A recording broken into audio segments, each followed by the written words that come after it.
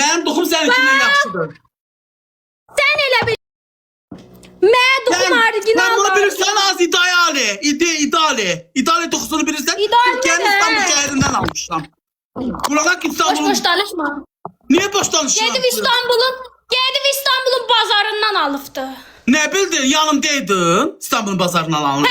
Güya İstanbul'dan alanda. O ne lüstürdü az pappalaca. O ne lüstürdü buna bak ama.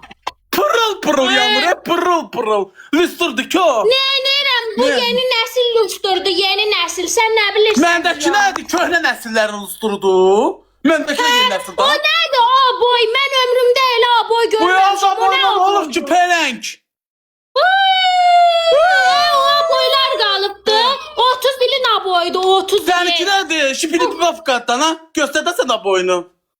Ben ağ renk eləmişəm hər yeri. Mən də ağır eləmişəm də sadədir deyil ha. Gördün mü? Dur sade. Bəs o nədir? O da dekorudur ayna. Dekorudur da ayna. Ben ağ renk eləmişəm.